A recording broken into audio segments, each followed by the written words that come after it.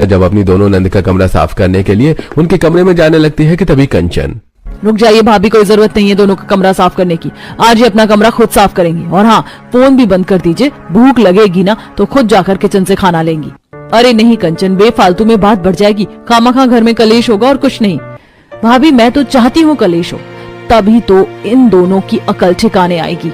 घर की बाकी काम खत्म करके दोनों बहुएं फोन स्विच ऑफ कर देती हैं और अब घर से बाहर चली जाती हैं। तो वहीं जब दोनों बहनों को उनका कमरा साफ नहीं मिलता, तो वहीं साथ में जब उन्हें खाना भी नहीं मिलता, तो दोनों पूरा दिन भूखे रहती हैं। और जैसे ही सरला घर आती है, आज तो भाभी ने कमरा साफ किया ही नहीं और ना ही हमें खाने के लिए कुछ दिया। देखा भाभी हमारे साथ कैसे सुलूक कर रही है। इससे अच्छा तो आप हमें बाहर भेज दो, हम बाहर किसी हॉस्टल पीजी में रह लेंगे। उन दोनों की इतनी हिम्मत, आज तो मैं उन दोनों को छोड़ूंगी नहीं।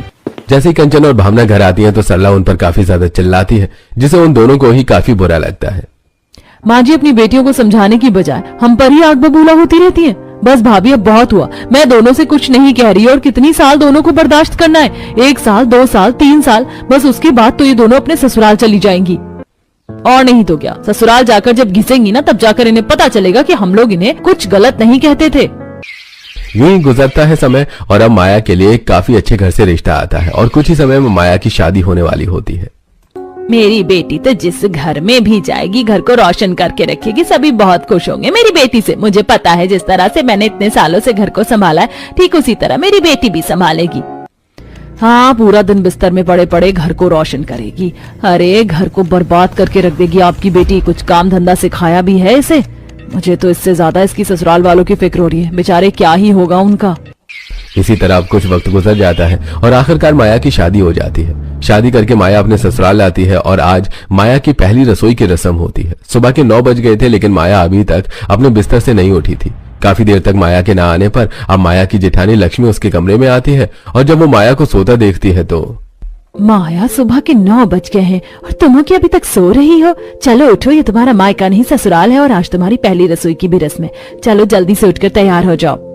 लेकिन भाभी कितनी ज्यादा ठंड हो रही है, मेरा तो बिस्तर छोड़ने का मन ही नहीं कर रहा। ये मायका नहीं है जो सब कुछ बिस्तर पर बैठे मिलेगा, ससुराल है, यहाँ खुद सारे काम करने पड़ते हैं। 1 घंटे में मुझे जल्दी से तैयार होकर किचन में मिलो।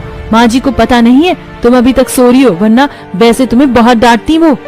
लड़ते हुए माया उठती है और नहा धोकर किचन में आती है। माया ने अपनी जिंदगी में मैगी बनाने और अंडे उबालने के अलावा और कुछ किचन में काम नहीं किया था, जिसके चलते माया से बिल्कुल भी खाना नहीं बनता और वो सारा किचन तहस नहस कर देती है। मैं आधे घंटे के लिए इधर से उधर क्या हुई? तुमने तो किचन की बैंडी बजा दी। तुम्हें खाना बनाना आता भी है या नहीं? शादी से पहले मेरी भाभी ही सब कुछ करती थी, इसीलिए कभी किचन में जाने की जरूरत ही नहीं।